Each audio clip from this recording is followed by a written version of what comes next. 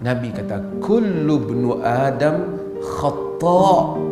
Semua anak Adam buat salah banyak. Wa khairul khata'ina tawwabun.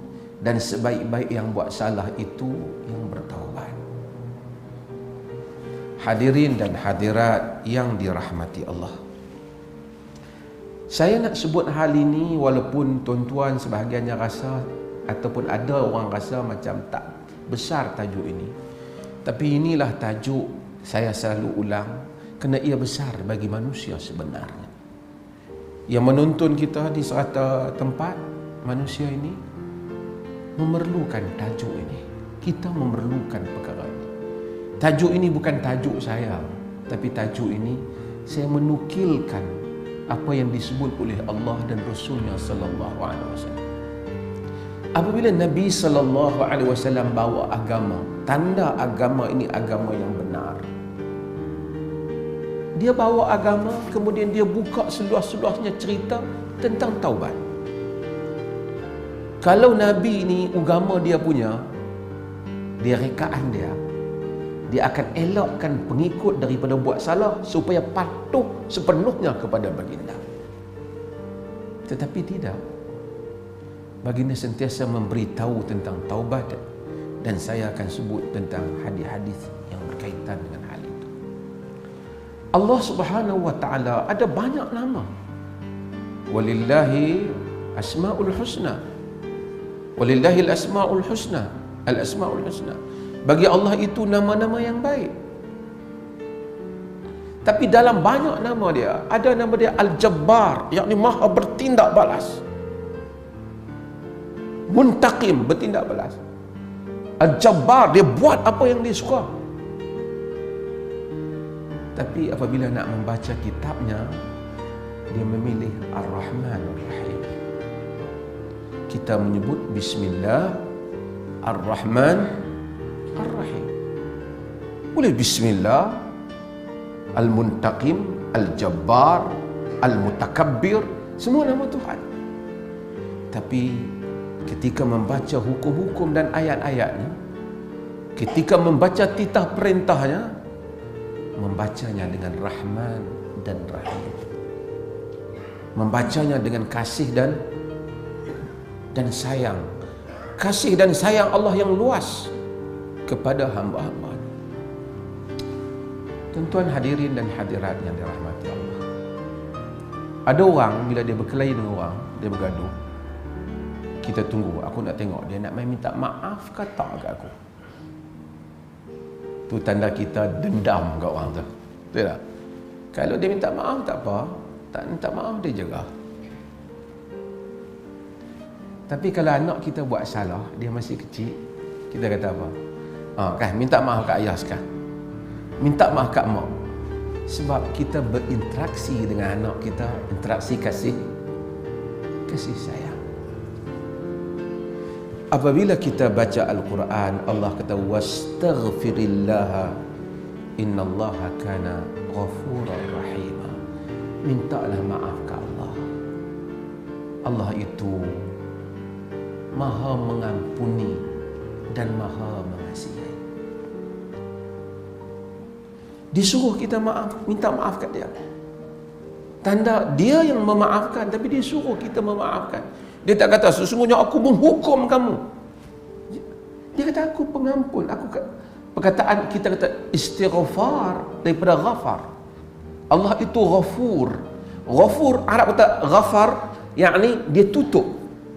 Sebab itu Allah itu dia mengampunkan dosa dan dia menutup keaiban kita. Ini besar maknanya dalam hidup. Saya selalu ulang untuk diri saya, tuan-tuan, jika tidak Allah tutup aib kita, tidak ada siapa yang dapat berbicara pada manusia. Mufti ke siapa ke sama. Saya pun tak boleh duduk cakap di sini. Tapi rahmat Tuhan menutup aib kita semua, sehingga kita orang tidak nampak aib kita. Lalu kita pun dapat berbicara dan orang pun pandang dengan penghormatan pada kita. Jika Allah mendedahkan segala dosa yang kita lakukan, barangkali tidak ada kita yang dapat berjalan hatta di kalangan manusia yang ramai. Tidak ada ayah yang barangkali dapat berbicara dengan anaknya, suami dan istrinya, dan istri dan suaminya. Tapi Allah itu Ghafur Rahim. Ia menutup dosa dan Ia Maha Penyayang.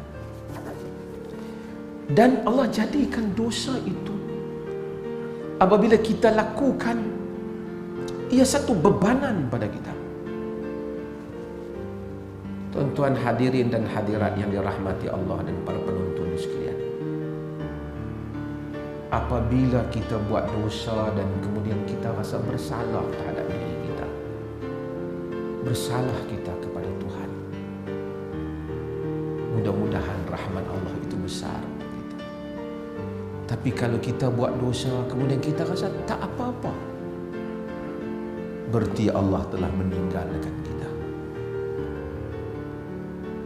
Sebab itu orang-orang yang bila dia buat dosa kemudian dia rasa terbeban dengan kesalahan dan dosa, Allah memujuknya. Allah Subhanahu wa taala menyatakan, "Qul ya ibadi alladzina asrafu ala anfusihim la taqnatu min rahmatillah innallaha yaghfiru dzunuba jami'an innahu huwal ghafurur rahim." Qul ya ibadi, katakanlah wahai hamba-hambaku, yakni wahai hamba Allah, alladzina asrafu ala anfusihim, yang telah frust dengan diri mereka sendiri. Frust.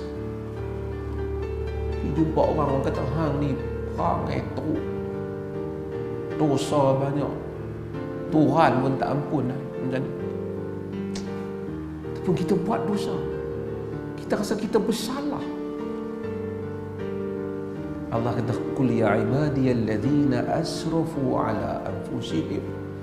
Kata wahai hamba-hambaku, katakanlah wahai hamba-hambaku yang kecewa dengan diri mereka sendiri, yang frust dengan diri, la taqnatu min rahmatillah, jangan kamu kecewa dengan rahmat Allah. Innallaha yaghfiru dzunuba jami'a, sesungguhnya Allah mengampunkan dosa semuanya. Innahu huwal ghafurur rahim, sesungguhnya Dia Maha menutup dosa dan Maha penyayang.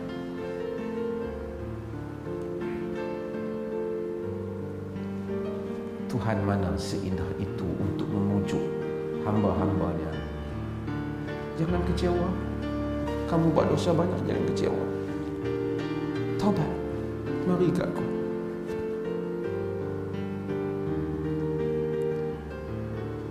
Sebab itu urusan Tuhan dengan manusia ialah urusan kasih sayang. Dalam hadis yang diriwayatkan oleh Imam Muslim, Allah tahu manusia. Allah kata, "Ya ibadi, innakum tukhti'una bil-laili wan-nahar wa ana aghfiru dzunuba jami'a fastaghfiruni aghfiru lakum." Wahai hamba-hambaku, kamu buat dosa malam dan siang, kamu buat salah malam dan siang. Kita buat salah. Tuan-tuan, kalau kita betul-betul lihat diri kita, kita banyak buat salah dengan Tuhan. Kalau tidak, pada tangan, kaki dan pada jiwa kita, pada hati nurani kita, pada sombong dan takabur kita, pada bagai segala kurnia yang Tuhan berikan kepada kita. Innakum tukhti'una bil-laili wan-nahar, kamu buat salah malam dan siang. Wa ana aghfiru dzunuba jami'a, sedangkan aku pula pengampun dosa segalanya. Fastaghfiruni, minta ampun ke aku. Aghfiru lakum, aku nak ampun kamu. Tuan-tuan, sebab itu antara dosa satu hamba apabila dia bagi tahu pada orang lain, orang macam hang ni Tuhan tak ampun.